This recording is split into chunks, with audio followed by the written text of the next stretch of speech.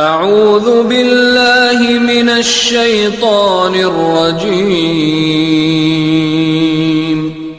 بسم اللہ الرحمن الرحیم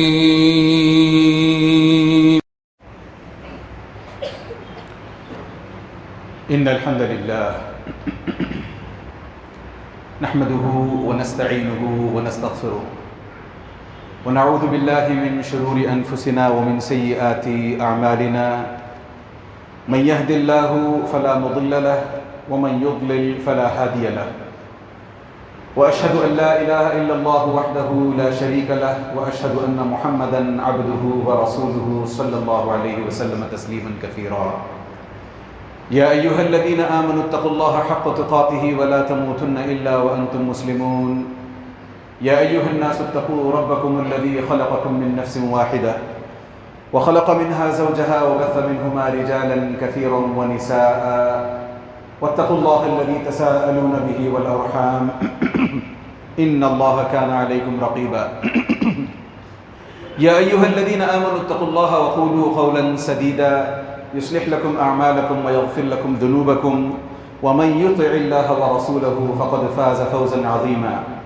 أما بعد فإن خير الكلام كلام الله وخير الهدي هدي محمد صلى الله عليه وسلم وشر الأمور محدثاتها وكل محدثة بدعة وكل بدعة ضلالة وكل ضلالة في النار.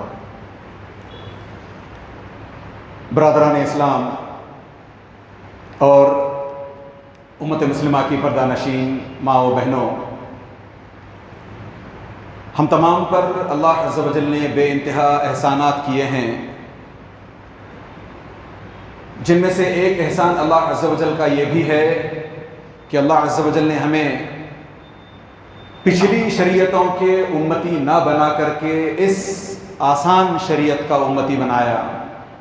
وہیں اللہ عز و جل کا ایک اور فضل ہم پہ یہ بھی ہے کہ قرآن ہمارے لیے آسان بنایا، نبی کریم صلی اللہ علیہ وسلم کو ہمارے درمیان بھیجا، جنہوں نے قرآن کی ہر آیت کو ہمارے سامنے کھول کر بیان کیا. نہ صرف قرآن کی آیات کو بیان کیا بلکہ قرآن کی آیات میں الگ الگ جگہوں پر پائے جانے والے قصے، سٹوریز، ان کو بھی کھول کر بتایا. ورنہ اگر ہم دیکھیں سورۃ البروج، آپ لوگوں سے گزارش ہے کہ یہاں سے جانے کے بعد سورۃ البروج کا مطالعہ کریں. 5 منٹ لگیں گے سورۃ البروج پڑھنے میں، خاص طور سے جن آیات کا میں یہاں حوالہ دینا چاہتا ہوں، جن آیات کی بات میں کر رہا ہوں، 3-4 منٹ کا کام ہے.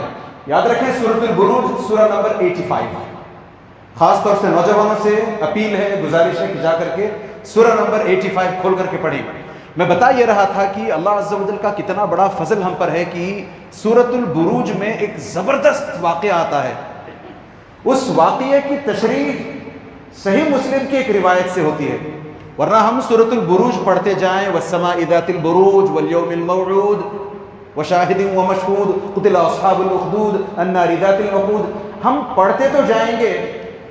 ویسے بھی ایک خاص بات، ویسے بھی چونکہ ہم پر، ہمارے دوران، ہمارے درمیان قرآن نازل نہیں ہوا ہے، صحابہ جب زندہ تھے، صحابہ کے درمیان قرآن نازل ہوا ہے، لہٰذا ان کو ہر آیت کا کانٹیکسٹ پتہ تھا.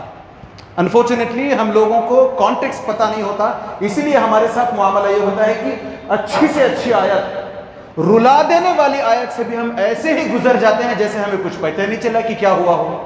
تو اسی لیے میں آپ لوگوں سے التجا کرتا ہوں کہ جا کر کے سورہ نمبر 85 پڑھیں. اس میں ایک قصہ آتا ہے اصحاب الاخدود، یعنی اخدود کہتے ہیں ٹرنچز کو، جو گڑھے کھود دیے جاتے ہیں. غزوۃ الاحزاب میں ہوا تھا یہ. میرے پاس موقع نہیں ہے کہ میں تفصیل میں جا کر کے ٹرنچز کیا ہیں وہ بتاؤں. آپ لوگ جا کر کے گوگل کر لیں، ٹرنچز کیا ہوتے ہیں پتہ چل جائیں گے، خندق کیا ہوتی ہے پتہ چل جائے گا آپ کو. تو خندق کھودے گئے تھے، بلکہ خندقیں کھودی گئی تھی، ان میں مسلمانوں کو ڈال کر کے جلایا گیا تھا زندہ. یہ اس سٹوری کا تذکرہ میں آپ کے سامنے کرنے چلا ہوں. اللہ عز و جل کا بے انتہا فضل ہے کہ اللہ عز و جل نے اس سٹوری کے ذریعے سے آج بھی ہمارے درمیان وہ ارتباط پیدا کرنے کی، کمپیٹیبلٹی پیدا کرنے کی توفیق بخشی ہے. سچ مچ یہ جو واقعہ ہے یہ اصل میں ہے بنی اسرائیل کے دور کا، بلکہ عیسیٰ علیہ السلام کے اٹھائے جانے کے 300 400 500 سال کے بعد کا واقعہ ہے، نبی کریم صلی اللہ علیہ وسلم سے پہلے کا واقعہ۔ therefore ضروری نہیں ہے کہ ہم اس کو آج کے کانٹیکس میں سمجھ پائیں، مگر انشاءاللہ تعالی یہ ہمارے اپنے دین کا سب سے لچیلا پن ہے، لچکداری کی جو بات، فلیکسیبلٹی، کمپیٹیبلٹی کی جو بات آتی ہے وہ یہیں سے آتی ہے۔ واقعہ ہوا تھا بہت پہلے، اس کو آج بھی ہم تطبیق دے سکتے ہیں، کمپیٹیبل بنا سکتے ہیں۔ کھانا ملکن فیمن کھانا قبلکم، صہیب الرومی رضی اللہ عنہ فرماتے ہیں کہ نبی کریم صلی اللہ علیہ وسلم نے فرمایا کہ ایک زمانے میں ایک بادشاہ ہوا کرتا تھا، اس بادشاہ کی خاصیت یہ تھی کہ تمام لوگ، اس کی رعایا، اس کی جنتا اس بادشاہ کو پوجا کرتی تھی، اس بادشاہ کو اپنا معبود سمجھتی تھی، اس بادشاہ کے آگے سر جھکاتی تھی، اس کی عبادت کرتی تھی، اور یہ ہوتا تھا ایک جادوگر کی وجہ سے۔ وَكَانَ لَهُ سَاحِرٌ، نبی کریم صلی اللہ علیہ وسلم کہتے ہیں کہ اس کا ایک اپنا جادوگر تھا، اس نے جادو کے ذریعے سے لوگوں کو ایسا ہپنوٹائز کر کے رکھا تھا کہ لوگ اس بادشاہ کو اپنا خدا مانتے تھے، اس کے آگے سر جھکاتے تھے، اس سے ساری ضرورتیں پوری کرنے کی کوشش کرتے۔ اور یہ چونکہ جادوگر تھا، ہم جادو کے بارے میں سیکھیں نہیں، میں سیکھنے کو نہیں کہہ رہا کیونکہ جادو سیکھنا کفر ہے، جادو کے بارے میں کامن سینس بتلاتی ہے کہ غلط کو صحیح، صحیح کو غلط بتلایا جا سکتا ہے جادو کے ذریعے سے۔ لہٰذا یہ جو جادوگر تھا اس کا کام یہ تھا کہ لوگوں کے گھروں میں جا کر کے اندر کیا ہو رہا ہے پتہ کر لیتا، بادشاہ کو آ کے بتا دیتا۔ ہر دن کا یہ ہوتا، جب وہ مسئلہ لے کر کے وہ لوگ بادشاہ کے پاس پہنچتے تو بادشاہ پہلے سے بتاتا، اچھا تمہارے گھر میں یہ ہو رہا ہے نا، تمہارے گھر میں وہ تھا نا، اچھا یہ مسئلہ پہلے ہی پتہ کر لیا ہے جادوگر نے، اندر جا کر کے وہ آ کر کے خبر دی ہے اس نے بادشاہ کو۔ اب بادشاہ ایسے ایکٹ کر رہا ہے جیسے اسے سب پتہ ہے، تو لوگ اور بھی مبہوت ہو جاتے ہیں، اور بھی اوسٹک ہو جاتے ہیں اس کو دیکھ کر کے، ارے بادشاہ سلامت کو ہمارے تعلق سے اندر کی باتیں کیسے معلوم؟ ہاں یقیناً یہ بادشاہ سلامت نہیں ہے، یہ ہمارے رب ہیں، یہ ہمارے خدا ہیں، تو بار بار پوجا کرتے اس کی ہمیشہ پوجا کیا کرتے۔ اب جب کہ یہ جادوگر بوڑھا ہونے لگا تو جادوگر کو احساس ہوا، اس نے آ کر کے بادشاہ سے کہا، دیکھو میں بوڑھا ہونے والا ہوں، میرے مر جانے کے بعد تمہاری پول کھل جائے گی، سب لوگ تمہیں پتہ کر لیں گے کہ تم اصل میں کچھ نہیں ہو، ایکسپوز ہو جاؤ گے۔ اگر تمہاری اپنی سلطنت تم باقی رکھنا چاہتے ہو تو ایک کام کرو، نوجوان لڑکے بلکہ چھوٹے چھوٹے ذہین 8 سال 10 سال کے بچے جو ہیں، ساری رعایا میں کھگالوں کی سب سے بہترین، سب سے انٹیلیجنٹ، سب سے برینی چائلڈ مجھے لا کر کے دو، دا موسٹ انٹیلیجنٹ چائلڈ، یاد رکھیں بچہ چاہیے مجھے، جوان گریجویٹ شادی شدہ 40 سالہ نہیں، بزرگ نہیں، بچہ 8 10 12 سال کی عمر کا بچہ چاہیے۔ لہٰذا پوری کنگڈم کو اسکرین کیا گیا، ایک اچھا بچہ، سب سے فتین، سب سے ذہین بچہ لا کر کے سامنے رکھا گیا کہ چلو اس کو جادو سکھلاؤ۔ اس کو جادو سکھلایا جانے لگا۔ آگے بڑھنے سے پہلے ذرا سوچیں کہ کیا آج بھی ماحول ایسا نہیں ہے؟ میں صرف ہندوستان کی بات نہیں کر رہا ہوں کہ یہاں کا اپنا راجا بھی ایسا ہی ہے کہ لوگ اس کی پوجا کرتے ہیں، میں اس کی بات نہیں کر رہا صرف۔ ارے نوجوانوں کو دیکھیں کس طریقے سے انٹرٹینمنٹ انڈسٹری نے مبہوت کر رکھا ہے، ہپنوٹائز کر رکھا ہے، ساری کی ساری نوجوانی، سارے کے سارے نوجوان، بلکہ نوجوان تو نوجوان، بڑھاپے کو پہنچنے کے باوجود بھی کئی لوگ ایسے ہوتے ہیں۔ دیکھیں نا، میں یہیں سے آ رہا تھا ابھی، ایک آٹو رکشہ کے اوپر دیکھا میں نے، کس کی تصویر ہے؟ کسی فلمی اداکار کی تصویر۔ اندازہ کریں ہم کہاں جا رہے ہیں۔ ہپنوٹائز کر کے رکھا ہے، آج کے میڈیا نے اس طریقے سے ہپنوٹائز کر کے رکھا ہے کہ انٹرٹینمنٹ کے علاوہ مسلمانوں کو کچھ اور نہیں دکھائی دیتا، مبہوت، ہیلوسینیٹڈ۔ اسی حساب سے غیر مسلموں کو دیکھیں، اسلام کے خلاف اتنی باتیں، وہ عربی میں کہاوت ہے ما تکرر تقرر، کسی چیز کو بار بار بولو تاکہ لوگوں کے دل میں وہ اتر جائے بات۔ اچھے دن آ چکے ہیں، سب چنگا ہے، کوئی پرابلم میں نہیں ہے، لہٰذا اسی گورنمنٹ کو واپس لاؤ، اسی گورنمنٹ کو ووٹ دو، یہی ہوتا ہے نا، تو لوگ اندھا دھند جا کر کے ووٹ دیتے ہیں۔ اسی طریقے سے وہاں بھی یہ عالم تھا، آج بھی یہی عالم ہے۔ لوگوں کو کچھ اس طریقے سے، میں دو باتیں بتا رہا ہوں، غور سے سنیے گا، ریپیٹ کر رہا ہوں میں. نوجوان مسلمانوں کو اللہ عز و جل کی عبادت میں لگانے کی بجائے آج کے میڈیا نے، سوشل میڈیا نے انٹرٹینمنٹ پر لگا دیا ہے.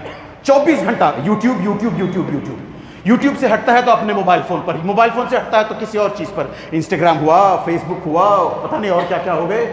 غیر مسلموں کو اتنا اسلام کے خلاف ابھارتے ہیں، اتنا اسلامو فوبک کانٹینٹ روز پروستے ہیں کہ مسلمانوں سے نفرت ہوتی ہے انہیں.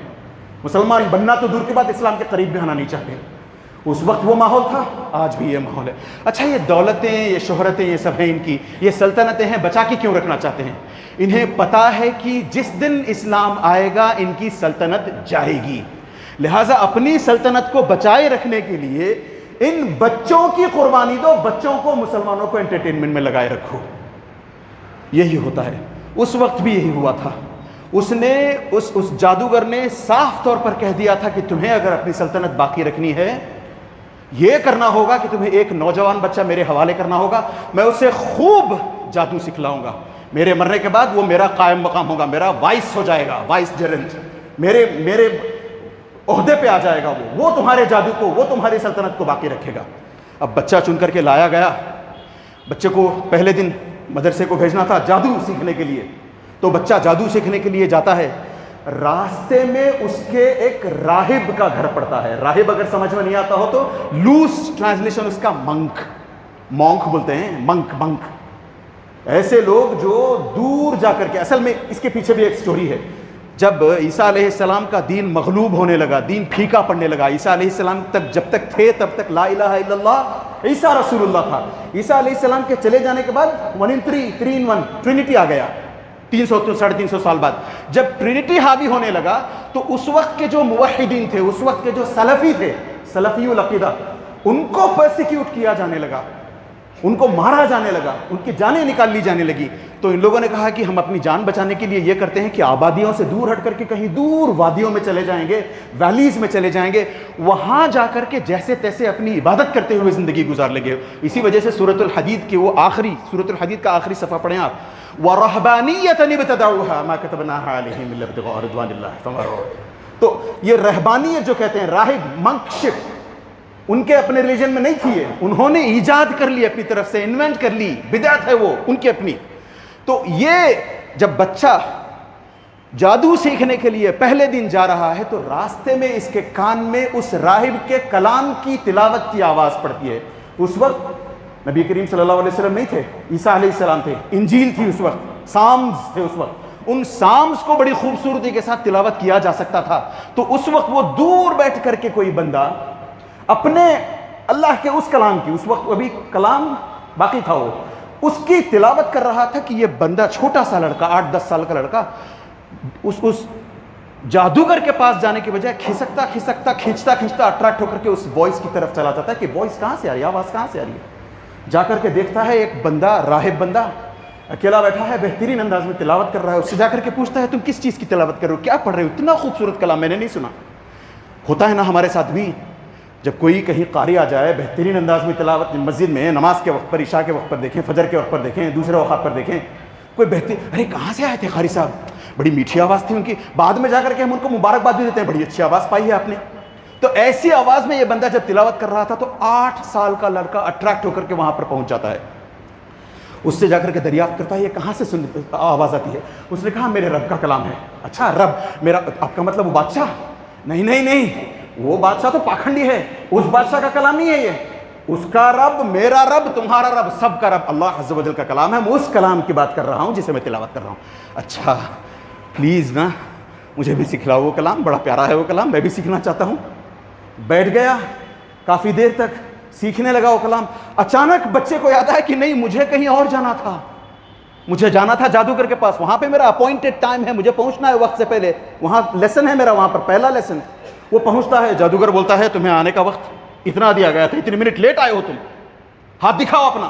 ہاتھ دکھایا، چھڑی سے مار، خوب مار کھائی. پھر اس کے بعد کہا لیٹ آنے کا یہ مطلب نہیں کہ میں تمہیں وقت پر چھوڑ دوں گا، 1 گھنٹہ لیٹ آئے ہو 1 گھنٹہ دیر سے چھوڑوں گا. تو 1 گھنٹہ دیر سے جب گھر پہنچا واپس، والد صاحب نے کہا میں نے تو تمہیں اتنے بجے کا وقت دیا تھا، اس سے کہا تھا کہ اتنے بجے چھوڑ دے، کیوں دیر سے آئے تم؟ اس نے کہا ایسا ہے. تو اس نے مارا پکڑ کے. کس نے؟ والد صاحب نے بھی. ایک ہاتھ پر اس جادوگر کی مار, دوسرے ہاتھ پر اس اپنے والد کی مار, گھر پر واپس وقت پر نہیں پہنچا. کتنے ایسے ماں باپ ہیں جو آج اپنے بچوں کے گھر پر واپس نہیں پہنچنے پر ان کی زجر و توبیخ کرتے ہوں, ان سے پوچھتے ہوں کہاں گئے تھے, کیا کیا, کہاں تھے؟ کوئی پوچھتا نہیں ہے. بس وہ اصل میں ہم چاہتے بھی نہیں ہیں کہ پوچھیں کہاں اس جھمیلے میں پڑوں یار, جو کرتا ہے کرنے دو, کم سے کم میری جان تو بخشی ہوئی ہے اس نے, ورنہ میرے سر لگے گا وہ, میری جان کھائے گا وہ. اچھا یہ 2 ہاتھوں میں زوردار مار پڑی ہے اس کو. آج کے بچہ چھوڑیں جی, ہم اپنے آپ سے پوچھیں, اتنی زوردار ہاتھ میں مار پڑنے کے بعد میں اور آپ کیا کریں گے؟ مجھے نہیں جانا وہاں یہاں, مجھے دوبارہ مار نہیں کھانی ہے, میں سیدھا اس جادوگر کے پاس جاؤں گا, میرا کام ہے جادو سیکھنا, مجھے اسی لیے اپوائنٹ کیا گیا ہے, میں سیدھا جاؤں گا جادو سیکھوں گا. نہیں, چھوٹے بچوں کو بلایا اس لیے گیا تھا ان کو اسکرین کرنے کے لیے, اور چھوٹے بچے کو سلیکٹ اس لیے کیا گیا تھا کہ چھوٹے بچوں کا دماغ بہت سسیپٹیبل ہوتا ہے, بڑی آسانی سے قبول کرتا ہے چیزوں کو, بڑی آسانی سے یاد. اسی وجہ سے چھوٹے بچوں کو بچپن میں حفظ کرانے کا کہتے ہیں, کیونکہ بڑی آسانی سے یاد ہو جاتا ہے. پھر بڑے دماغ کو کسی گریجویٹ کو, کسی مرشد کو, کسی مرید کو, کسی پیر کو لے کر کے آئے نہیں, وہ پختہ ہو چکا ہوتا ہے دماغ. اسی وجہ سے اس نے چاہا تھا کہ نہیں بچے کو لا کر کے دو مجھے, میں بچے کو سکھلاؤں گا. اس چھوٹے بچے کی دیکھیں عقل کتنی بڑی ہے. ہم اور آپ ہمت ہار جائیں گے, کہیں گے نہیں مجھے اس کام کے لیے بھیجا گیا ہے, میں وہیں جاؤں گا, جادوگر کے پاس جانا ہے, جادوگر کے پاس جاؤں گا. اس بچے نے ہمت کی, دوسرے دن پھر اس راہب کے پاس چلا گیا, مجھے تھوڑا سا کلام اور سکھلا دو, میں تھوڑی سی دین کی باتیں اور سیکھنا چاہتا ہوں. یہ جو تم پڑھتے ہو دل مارتا ہے, رہا نہیں جاتا.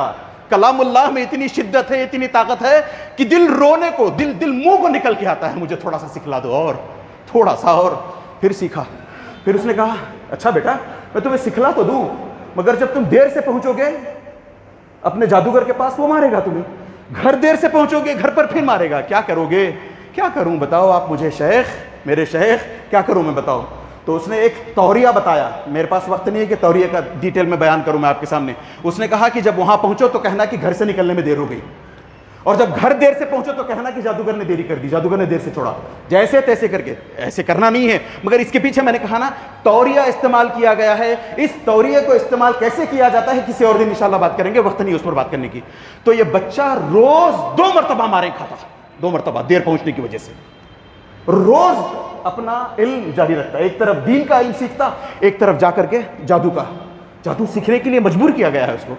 آج بتائیں ہم میں سے کتنے ایسے ماں باپ ہیں, اگر چھوٹا سا کوئی بچہ دین کی تھوڑی سی تڑپ لیتا ہے, کہتا ہے ماں میں حافظ بننا چاہتا ہوں, ماں میں دینی علم حاصل کرنا چاہتا ہوں. نہیں بیٹا, کالج جاؤ, اسکول جاؤ, گریجویٹ بنو, ڈاکٹر بنو, انجینئر بنو.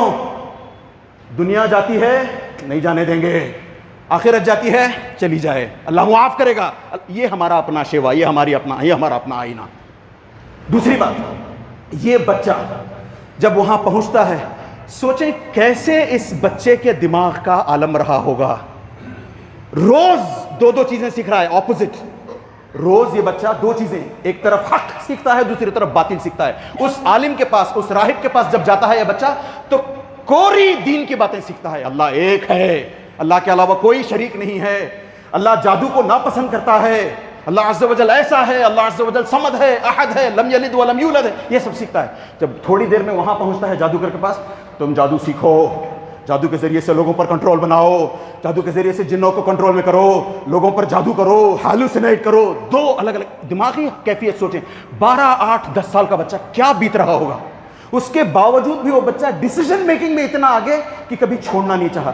ہمارے آج کل کے بچے, اللہ بچائے رکھے ہمارے بچوں کو, ہم نہ جانے کیا کیا پروستے ہیں اپنے بچوں کو اسکولز میں, کالجز میں, کیا کیا سکھلاتے ہیں ہم. Energy cannot be created, cannot be dissipated. Man came from being a monkey. ہاں, the world came into existence on its. یہ سب ہمارے بچے کالج کو جا کر کے سیکھتے ہیں. کسی کو احساس ہے اس چیز کا؟ کوئی تڑپتا ہے اس چیز کو لے کر کے؟ کیا سیکھتا ہے؟ کتنا ہوا بیٹا خرچہ تمہارا؟ 50,000, یہ لو 25 اب لے جاؤ, 25 بعد میں دے دینا. کالج کا کتنا ہے فیس تمہارا؟ ٹیوشن کی, یہ دیکھتے ہیں ہم. کبھی ہم میں سے کسی کو توفیق ہوتی ہے کہ بچے کو بلا کر کے بٹھائیں, بیٹا آج جو تم نے سیکھا نا وہ اسلام کے بالکل خلاف ہے, ارے وہاں وہ بچہ اس راہب کے پاس بھی جاتا ہے اور دین کا علم حاصل کرنے کے لیے بھی جاتا ہے. اس کا عالم سوچیں جس کو دونوں چیزیں ایک ساتھ مل رہی ہیں. یہاں جس کالج میں، جن کالجز میں، جیسے اسکول میں ہم اپنے بچوں کو بھیجتے ہیں، ہے کوئی جو اتنے ہی کوانٹٹی میں دین کا علم دیتا ہو اپنے بچوں کو روز کا روز؟ نہیں دیتے. الا من رحم ربی، الا من رحم ربی. تو اندازہ کریں پھر آگے جا کر کے یہی ہم ہیں. ہم جب بوڑھے ہو جاتے ہیں، ہمارے بچے جب جوان ہوتے ہیں، سر پیٹتے ہیں ہم، میرا بچہ مرتد ہو گیا، میرا بچہ دین سے پھر گیا. اسی وجہ سے بچے دین سے نکل کر کے کسی غیر مسلم لڑکے کے ساتھ، غیر مسلم لڑکی کے ساتھ بیاہ رچاتے ہیں. وہ بھی کیسے؟ مندروں میں جا کر کے، چرچز میں جا کر کے. کیوں؟ دین ہم نے نہیں سکھلایا. پھر رونا کون روتا ہے؟ ہم بوڑھے ہونے کے بعد. میرا بچہ دیکھو کیا کیا ہم نے بچے کا، دین سکھلایا اس کو. یہ جو دین سیکھا ہوا ہے اس کے دماغ کا سوچیں کیسی تذبذب میں ہوگا، کیسی ششپن میں ہوگا وہ لڑکا. یہاں ہم کچھ نہیں دیتے بچے کو. سارا دن ہفتہ بھر جا کر کے اسکول میں ایل فیل بلا بدتر سیکھ کر کے آتا ہے. شام میں جب مکتب کو آتا ہے تو 10 منٹ مشکل سے اس کے ملتے ہیں. 10 منٹ بیٹھتا ہوگا 2 گھنٹے. جب تک اس کا وقت آتا ہے 5-10 منٹ سے زیادہ اسے نہیں ملتے. اس میں بھی کیا 10 سال 15 سال نکل جاتے ہیں حروف تہجی کرتے ہوئے. وہ شیخ کا بھی سوچیں، وہ شیخ نے کیا ایسا جادو کیا ہوگا. راہب نے نہیں، جادوگر نے نہیں، میں اس راہب کی بات کر رہا ہوں. کیا جادو کیا ہوگا اس نے، اس کا کانڈکٹ، اس کا اخلاق کیسا رہا ہوگا اس راہب کا، اس منک کا، کہ بچہ دوبارہ اس کے پاس. آج کے ہمارے اپنے ہمارے اپنے علماء ہمارے سے بچے دور بھاگتے ہیں. مسجدوں میں ہم درس دینا چاہتے ہیں، بچے آنا نہیں چاہتے. کیوں؟ اس بری طریقے سے ہم پیٹتے ہیں. اپنے آپ کا مقارنہ موازنہ کریں نا اس راہب کے ساتھ. کیا کیا ہوگا اس نے، کس بیوٹیفل انداز میں نہ صرف تلاوت کلام پاک کی اس نے، بلکہ اس نے کس انداز سے اس کے ساتھ سلوک کیا. نتیجتاً وہ بچہ پھر اتنا ہی نہیں، وہ بچہ جب سیکھ کر ایک پوائنٹ آتا ہے، خوب سیکھتا ہے. یہ بھی علم سیکھ رہا ہے، وہ بھی علم سیکھ رہا ہے، یہ بھی علم سیکھ رہا ہے، وہ بھی یہاں بھی جاتا ہے، وہاں بھی جاتا ہے، یہاں بھی جاتا ہے. ایک دن اچانک جہاں وہ جا رہا ہوتا ہے دیکھتا ہے کہ اس کے گاؤں والے سب ایک جگہ روکے کھڑے ہیں، کوئی آگے نہیں بڑھ رہا. وہ پوچھتا ہے ماجرا کیا ہے، کیوں کوئی آگے نہیں بڑھ رہا؟ وہ کہتے ہیں سامنے شیر بیٹھا ہوا ہے ہمارے راستے میں، ہم میں سے کوئی بھی جائے گا کھا لے گا، کوئی بھی، ہم میں سے کوئی آگے جانا نہیں چاہتا. تو اب کیا کریں؟ چھوٹا سا بچہ ہے، یاد رکھیں، چھوٹا سا، کوئی میچورڈ مین نہیں ہے، چھوٹا سا بچہ ہے. اس وقت وہ بچہ سوچتا ہے اللہم ان کان امر الراہب احب الیک، اے اللہ میں راہب کے پاس بھی جا کر کے سیکھ رہا ہوں، جادوگر کے پاس بھی جا کر کے سیکھ رہا ہوں. پتھر اٹھایا، چھوٹا سا پتھر. اندازہ کریں 10-12 سال کے ہاتھ کے بچے کے ہاتھ میں کتنا پتھر آئے گا. چھوٹا سا پتھر، نا چٹان نہیں اٹھا پائے گا وہ. چھوٹا سا پتھر اٹھایا، اٹھا کر کے اس نے کہا اے اللہ یہ جو راہب کے پاس میں سیکھ رہا ہوں تیرا دین لگتا ہے مجھے، اور ادھر جادوگر کے پاس سیکھ رہا ہوں وہ بادشاہ مجھے سکھلانا چاہتا ہے. دونوں میں سے تجھے اگر یہ زیادہ پسند ہے، جو اس راہب کے پاس علم دین جو میں سیکھ رہا ہوں، یہ اگر تجھے زیادہ پسند ہے اے اللہ، تو اس پتھر کے ذریعے سے اس جانور کو، اس شیر کو مار دے اللہ. ایک ڈیسیژن میکنگ دیکھیں اس بندے کی. پورے کا پورا گاؤں، اس میں نہ جانے کتنے بڑے بڑے شہرت یافتہ لوگ ہوں گے، نہ جانے کتنے بڑے بڑے اس وقت کے دانشور ہوں گے، کتنے بڑے بڑے انٹیلیکٹ رہے ہوں گے اس کراؤڈ میں. ایک چھوٹے سے بچے نے کہاں سے آئی اس کو یہ ذہانت، کہاں سے آئی اس کے اندر یہ فراست؟ دینی علم حاصل کرنے کی وجہ سے وہ اس قابل بنا کہ اس نے ایک چھوٹا سا پتھر اٹھایا، اللہ سے مدد مانگی. وہ ایک پتھر جو مارا، شیر چلا گیا یا شیر مر گیا. پھر اس کے بعد سارے لوگ چلے گئے. یہ واقعہ جا کر کے اس نے اپنے راہب سے بتایا کہ دیکھو ایسا ایسا ہوا، میں نے ایسا ایسا کیا. تو راہب نے کہا تم نے خوب علم حاصل کر لیا ہے، اب تم اپنے علم میں خوب متقن ہو چکے ہو، تمہیں سب کچھ آنے لگا ہے. اب یاد رکھنا تمہاری بہت آزمائش ہوگی. ہم آزمائشوں سے ڈرتے ہیں، ہم آزمائش سے ڈرتے ہیں. امام شافعی سے پوچھیں، جب تک ایک بندہ پوری طریقے سے آزمائش کے وہ تنور میں اس کو کیا کہتے ہیں، وہ تنور میں کیا کرتے ہو آپ؟ ہاں جب تک وہ ہوتا نہیں ہے تب تک تمکن نہیں آتا، تب تک قرار نہیں آتا، تب تک اسلام پر نہیں فائز ہوتا بندہ. اس بھٹی میں جلنا ہوتا ہے جسے آزمائش کی بھٹی کہا جاتا ہے. تو اس سے کہا گیا تم آزمائے جاؤ گے، یاد رکھنا آزمائے جاؤ گے تم. تو اس کے بعد یہاں سے اس کی خوب آزمائشیں ہوئی. اتنا چرچا ہوا اس کا لوگوں میں، اس بچے کا، کہ لوگ اس کے پاس اپنی بیماریاں لے کر کے آنے لگے، اپنی پریشانیاں لے کر کے آنے لگے. یہاں اس بچے کے پاس موقع تھا ہر موقع کا فائدہ اٹھایا اس نے. بچے نے کہا دیکھو شفا میں نہیں دیتا, دیکھو تمہاری پریشانیوں کا حل کرنے والا میں نہیں ہوں, بس تم اللہ پر ایمان لاؤ. جو علم میں نے وہاں سے سیکھا ہے اس کے تعلق سے اس نے بات کرتے ہوئے کہا یہ جو پاکھنڈی بیٹھا ہے تمہارا وہ راجا بادشاہ, وہ رب نہیں ہے. میرا رب اس پاکھنڈی اس بادشاہ کا اور تمہارا سب کا اپنا رب اللہ عز و جل ہے. اس پر ایمان لاؤ, اس سے مانگو وہ دے گا, اس سے مانگو وہ شفا دے گا. اس سے آج کتنے مسلمان ہیں اس چھوٹے بچے کی طرح نہیں, داڑیاں سفید ہو جاتی ہیں مگر شرک اور کفر سے باز نہیں آتے, اپنے علاج معالجے کی خاطر اپنے ایمان کو اپنی آخرت کو قربان کر دیتے ہیں. یہ چھوٹا سا بچہ پورے ٹاؤن کے لوگوں کو ایک ایک کر کے سکھلانے لگا. پھر آگے ہوا یوں کہ اس ٹاؤن میں اس بادشاہ کے اپنے منسٹرز تھے, اس بادشاہ کے اپنے کئی سارے منسٹرز تھے. ہوتا ہے نا ہر منسٹری میں ہوتا ہے بہت سارے, welfare minister, finance minister, external affairs minister, یہ سب ہوتے ہیں نا. تو ویسے ایک منسٹر تھا ان کا, وہ منسٹر اندھا تھا. اس کو پتا چلا کہ یار یہ چھوٹا سا لڑکا ہر قسم کی شفا والی کام کر رہا ہے, کچھ بھی کہتا ہے شفا ہو جاتی ہے, تو چلو میں بھی اپنی آنکھوں کی شفا کے لیے چلتا ہوں اس کے پاس. یہ اس کے پاس پہنچتا ہے اور خوب سارے ڈھیر سارے, منسٹر ہے پیسہ خوب ہوگا, ڈھیر سارے تحفے لے کر کے پہنچتا ہے. کہتا ہے یہ جتنی ساری دولت میں لے کر کے آیا ہوں تمہاری ہو سکتی ہے اگر تم مجھے شفا دے دو, میری آنکھیں لوٹا دو, میری بینائی لوٹا دو. وہ کہتا ہے میں کون ہوتا ہوں بینائی لوٹانے والا, تمہاری سائٹ لوٹانے والا, تمہاری آنکھیں اگر کوئی لوٹا سکتا ہے تو وہ ہے, تو اس پر ایمان لاؤ. تم کون ہے؟ وہ اللہ. اچھا وہ ہمارا رب؟ نہیں نہیں نہیں, اس کا بھی اللہ. تو کچھ بھی کرو میری بینائی لوٹا دو. یہ سارے کا ایک منٹ کے لیے سوچیں, یہ کیا یہ بندہ جگاڑ نہیں کر سکتا تھا کہ ٹھیک ہے سارا پیسہ اندر لے لیا اس کو بھیج دیا؟ نہیں, ایک سیکنڈ اس نے دعویٰ کرنے کا کام نہیں چھوڑا, ایک سیکنڈ اس نے نہیں چھوڑا کہ اللہ عز و جل کو, اللہ عز و جل کے قریب کرے لوگوں کو. تو یہ اس کو کہتا ہے کہ اللہ پر ایمان لاؤ تمہیں شفا ہو جائے گی, میں دعا کروں گا. تو اللہ پر ایمان لاتا ہے, دعا کرتے ہیں, شفا ہو جاتی ہے. دوسرے دن جب منسٹر آفس میں پہنچتا ہے اپنی منسٹری کے, تو بادشاہ دیکھتا ہے ارے تم خود چل کے آ رہے ہو, تمہاری بینائی لوٹائی ہے. کس نے لوٹائی بینائی؟ میرے رب نے. اچھا میں نہیں, تم نہیں, تمہارا میرا رب, سب کا رب, رب اللہ عز و جل, اللہ رب العزت. اچھا میرے علاوہ تمہارا بھی کوئی رب ہے؟ کون ہے وہ؟ کس نے سکھایا ہے تمہیں؟ اس نے بچے کا نام بتلا دیا, بچے کو پکڑ کے لاؤ. ارے میں نے تو تمہیں جادو سیکھنے کے لیے بھیجا تھا, یہ کیا کر لیا تم نے؟ کس نے سکھایا تمہیں یہ؟ اس نے پہلے تو نہیں بتایا, مگر خوب جب مار دھاڑ ہوئی اس کے ساتھ تو بتا دیا کہ اس راہب سے میں نے علم سیکھا ہے. راہب کو بلا کر لایا گیا, منسٹر تو وہی تھا. اسی وجہ سے میں نے کہا شروع میں اللہ عز و جل کا بہت بڑا فضل ہے کہ اللہ عز و جل نے ہمیں اس شریعت کا پابند بنایا ہے, شریعت محمدی کا. پرانی شریعت کے لوگوں میں یہ گنجائش نہیں تھی, یہ چوائس نہیں تھی کہ کوئی آپ کے کنپٹی پہ لا کر کے گن رکھے, اسلام سے دور ہو جاؤ, مرتد ہو جاؤ ورنہ مار دوں گا. آج اجازت ہے, جان بچانے کے لیے ہم چاہیں تو کفر کا کلمہ کہہ سکتے ہیں. من کفر باللہ من بعد ایمانہ الا, اللہ عز و جل کہتے ہیں اگر دل میں اطمینان ہو کہ ہم مسلمان اندر سے ہیں, اور اگر مجبوراً کوئی جان بچانے کی خاطر کلمہ کفر کہنا چاہتا ہے تو وہ کافر نہیں ہوگا. یہ گنجائش, یہ چوائس ان لوگوں کو نہیں تھی, پرانی شریعت والوں کو. لہٰذا ان کو یہاں تک زمین کے اندر اتارا گیا, یہاں تک. اب اتنا ہی حصہ زمین کے اوپر بچا ہے. ان کے اوپر آری لائی جاتی, چلوایا گیا, دونوں کے اوپر آری لا کر کے ان کے جسم کو 2 حصوں میں بانٹ دیا گیا. پھر بھی یا تو تم دین سے مکرو یا تو مرنے کے لیے تیار ہو جاؤ. دونوں کے دونوں موت کے گھاٹ اترنا پسند کرتے ہیں, دونوں کے دونوں شہید ہو جاتے ہیں مگر کلمہ چھوڑتے نہیں ہیں.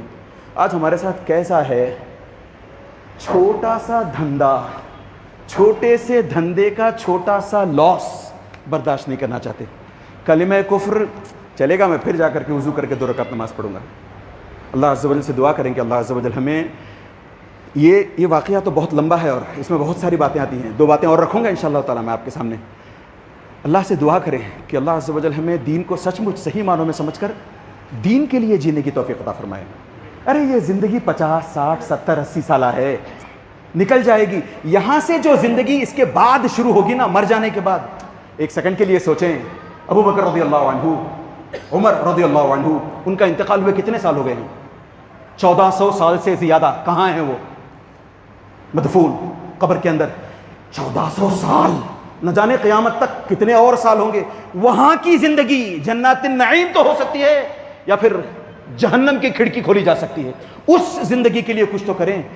آخرت کا دور, عالم برزخ کا سوچیں تو اللہ سے دعا کریں کہ اللہ عز و جل ہمیں جب تک زندہ رکھے دین کو صحیح طریقے سے سمجھ کر دین پر چلنے کی توفیق عطا فرمائے رکھے. آمین. وصلی اللہ علی نبینا محمد وعلی آلہ وصحبہ اجمعین.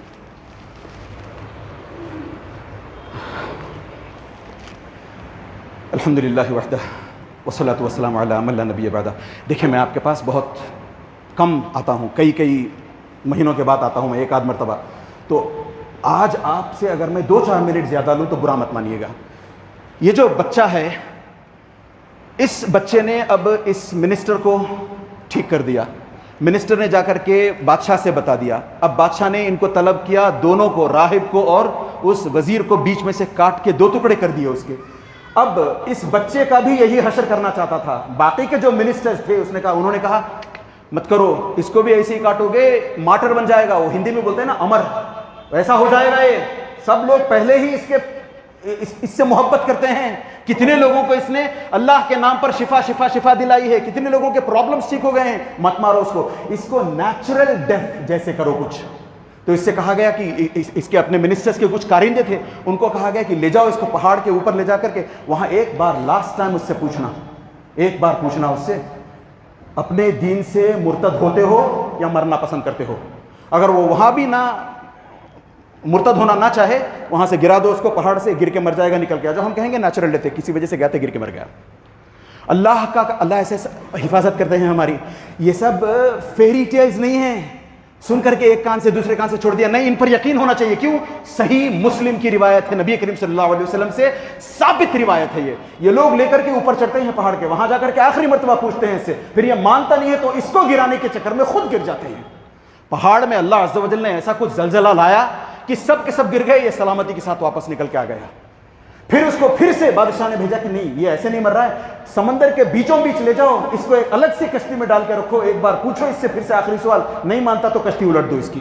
اللہ کا کرنا ایسا ہوا کہ جس کشتی میں یہ لوگ سوار تھے وہ الٹ گئی, یہ واپس چلا آیا. پھر واپس آ, ارے تجھے کیسے ماروں میں, تو مرتا کیوں نہیں؟ بادشاہ نے سوال پوچھا. تو اس بندے نے جواب دیا, جب تک میں تم سے وہ چیز کرنے کو کہوں اور تم وہ چیز نہ کرو میں نہیں مرنے والا. میں تمہیں ایک ترکیب بتاتا ہوں میرے مرنے کی, میں وہ کروں گا, تم وہ کرو گے, میں مر جاؤں گا. وہ کرنا تم. بتاؤ کیا ترکیب ہے, کیسے تمہیں مارا جائے؟ ٹھیک ہے, ایک کام کرو, فلاں دن, آج سے 10 دن بعد, 8 دن بعد, فلاں دن اپنی ساری رعایا کو, ساری جنتا کو ایک بڑے سے میدان میں جمع کرو. بڑے سے میدان میں سب کو بلاؤ, کوئی گھر پہ باقی نہ رہے. ہر کوئی, چھوٹا بڑا بزرگ بچہ عورت, سب کو بلا کے لے آؤ. سب لوگوں کا مجمع ایک طرف, 4 طرف سے اکٹھا ہو. مجھے کسی جگہ سے, کسی درخت سے باندھ دو, اور پھر میرے تیروں میں سے ایک تیر لو. اس تیر پر میں چند کلمے کہوں گا, وہ کلمے پڑھ کر کے مجھے مارنا. مجھے تیر لگ جائے گا, میں مر جاؤں گا. اچھا, کیا پڑھنا پڑے گا مجھے؟ بس اتنا بولنا ہے, بسم اللہ ربی ھذا الغلام. اتنا بولو اور چھوڑ دو تیر, میں مر جاؤں گا. بالکل ویسے ہی کیا اس نے, بالکل ویسے ہی کیا اس نے. سارے لوگوں کو جمع کر لیا, اس کو یہاں درخت سے باندھ دیا, کھجور کے درخت سے باندھ دیا. اس کا کوئور میں سے اس کا تیر نکالا, ایرو نکالا, دور گیا. بسم اللہ ربی ھذا الغلام, یہ تیر چھوڑنے لگا تھا یہاں پر. یاد رکھیں, یہ جو جنتا ہے ان میں سے آدھی جنتا اس بندے کو جانتی ہے, اس کے بارے میں پتا ہے کہ یہ کتنا انیسنٹ ہے, کتنا دیندار ہے, دعوتی کام, اللہ کی طرف بلانے والے کاموں میں لگا ہے. یہ ساری جنتا جانتی ہے دوسرے معنوں میں. جیسے ہی اس نے تیر چھوڑا, کیا تھا کلمہ میں, اس تیر میں وہ جو کلمات اس نے کہے تھے اس کا معنی کیا تھا؟ بسم اللہ, اللہ کے نام سے جو اس غلام کا رب ہے. وہ جو کہہ کر اس نے تیر چھوڑا ہے, تیر یہاں لگا ہے, وہاں موت ہوئی ہے. دوسرے ہی سیکنڈ سارے کا سارا مجمع اشہد ان لا الہ الا اللہ, سارے کا سارا مجمع. ہم ساری زندگیاں جیتے ہیں, ہم میں سے پتہ نہیں کتنی مرتبہ کوشش کرتے ہیں کہ کوئی ایک بندہ مسلمان ہمارے ہاتھوں ہو جائے, دین کی تبلیغ کر لے ہم. اس چھوٹے سے 12-14 سالہ بچے کی ترکیب دیکھیں, ایسا کیا کیا اس نے, اپنی جان پر کھیل گیا, مگر ساری کمیونٹی کو مسلمان کر گیا. ساری کی ساری کمیونٹی مسلمان. یہی وہ کمیونٹی ہے جن کو آگ میں جھونک کر کے جلایا گیا تھا. قتل اصحاب الاخدود النار ذات الوقود اذ هم علیہا قعود وهم علی ما یفعلون بالمؤمنین شہود. یہ لوگ بیٹھے تماشا دیکھ رہے تھے, ان لوگوں کو جلایا گیا, سب کو جلایا گیا. ہم موت سے ڈرتے ہیں, خاص طور سے شہید کی موت سے، شہید ہونے سے ڈرتے ہیں؟ نہیں، شہید ہونے کا جو رتبہ ہے، شہید ہونے میں جو مزہ ہے، دعا کریں کہ اللہ عز و جل، سچ مچ دعا کریں کہ اللہ عز و جل ہم میں سے ہر ایک کو شہید کی موت عطا کرے۔ ارے شہید ہونے میں جو مزہ ہے، میں نے کہا نا ابو بکر کب سے ہیں؟ 1400 سال سے۔ عمر کب سے ہیں؟ 1400 سال سے۔ میں ان کی تفصیل میں نہیں جا رہا کہ ان کا انتقال کیسے ہوا۔ اگر آپ کو ابو بکر عمر کا نہیں، وہ تو شہید ہیں، اگر مانتے ہو تو دوسری طریقے سے دیکھ لو، دوسرے صحابہ کو دیکھ لو۔ میں بتا یہ رہا ہوں کہ اگر کسی کی موت شہید کے طور پر ہوتی ہے، ادھر آنکھ بند ہوئی، آپ نے آنکھ سٹلے، اگلے سیکنڈ کھولی، آپ جنت میں ہو۔ اتنی زبردست موت، وہ حساب کتاب، وہ عالم برزخ، وہ دوسرے پریشان، کچھ نہیں۔ تو اس بندے نے ایسا کہا، اسی لیے ہم مسلمانوں کو ہمیشہ دین کے لیے اپنی جان بھی قربان کرنے کے لیے ریڈی ہونے کو کہا جاتا ہے۔ بالکل آخری بات، بالکل آخری بات، یہ جو بندہ تھا، اس نے جب سب کو مسلمان بنا دیا، سب کو آگ میں دھونس کر کے جلایا جانے لگا، اس میں جب سب لوگ، سب سے یہی پوچھا جاتا، دین سے مکرنا ہے؟ مکرتے ہو؟ نہیں مکرتے ہو؟ مکرتے ہو تو اندر نہیں جاؤ گے، نہیں مکرتے ہو اندر ڈال دیں گے، آگ میں جلو گے۔ سب لوگ جلنے لگے، حتیٰ کہ یہاں تک کہ ایک عورت اپنے چھوٹے سے دودھ پیتے بچے کو لے کر کے آتی ہے، تھوڑا سا سسک جاتی ہو، نہیں آگے جانا ہے کہ نہیں، میں تو مر جاؤں گی، میرے بچے کا کیا؟ دودھ پیتا بچہ، اس کا کیا کروں میں مر جاؤں گی، اس کو میں اپنے ہاتھوں کیسے موت کے گھاٹ اتاروں؟ یا اماں، چھوٹا سا بچہ بول پڑا۔ یاد رکھیں صحیح مسلم کی روایت ہے، فیری ٹیل نہیں ہے۔ چھوٹا سا بچہ بولتا ہے، اے امی جان اصبری، صبر کریں، آگ میں کود جائیں، فإنک علی الحق، آپ حق پر ہیں، ہم لوگ بھی حق پر ہیں، ہم لوگ بھی حق پر ہیں، بس اس حق کو کنوکشن میں بدلنے کی ضرورت ہے۔ اللہ سے دعا کریں کہ اللہ عز و جل ہمیں وہ کنوکشن عطا فرمائے۔ اللہ سے دعا کریں کہ اللہ عز و جل جب تک ہمیں زندہ رکھے، اسلام کا جیتا جاگتا چراغ بنا کر جیتا رکھے۔ اللہ عز و جل سے دعا کریں کہ اللہ عز و جل ہمارے ان نونہالوں کو ایسا کچھ دینی علم عطا کر جائے، ایسا کچھ دینی علم دے جائے کہ وہ اس پوری کنٹری کو نہیں، اپنی گلی کے لوگوں کو جو مسلمان نہیں ہیں کم از کم انہیں مسلمان کر سکے، جو مسلمان ہیں انہیں کم از کم صحیح دین پر لانے کی توفیق اللہ عز و جل انہیں عطا فرمائے۔ جو بھی ہمارے پرسان حال ہیں اللہ عز و جل ان کی پریشانیوں کو دور فرمائے، جو بھی بیمار ہیں اللہ عز و جل ان کی بیماریوں کو شفا میں بدل دے، جو بھی پریشان حال ہیں، جو بھی خستہ حال ہیں، اللہ عز و جل خوب نوازے، خوب دولتیں عطا کرے، اور جب تک انہیں ہمیں سب کو زندہ رکھے، ایمان پر زندہ رکھے، اور جب ہماری آخری سانس نکلنے والی ہو تو اللہ عز و جل کلمہ توحید ہماری زبانوں سے جاری فرمائے۔ آمین۔ ان اللہ وملائکتہ یصلون علی النبی یا ایھا الذین آمنوا صلوا علیہ وسلموا تسلیما اللهم صل علی محمد وعلی آل محمد كما صلیت علی ابراہیم وعلی آل ابراہیم انک حمید مجید اللهم بارک علی محمد وعلی آل محمد كما بارکت علی ابراہیم وعلی آل ابراہیم انک حمید مجید۔ عباد اللہ رحمنی ورحمکم اللہ، ان اللہ یأمر بالعدل والإحسان وإیتاء ذی القربى وینہی عن الفحشاء والمنکر والبغی یعظکم لعلکم تذکرون اذکروا اللہ یذکرکم وادعوہ یستجب لکم ولذکر اللہ اکبر واللہ یعلم ما تصنعون۔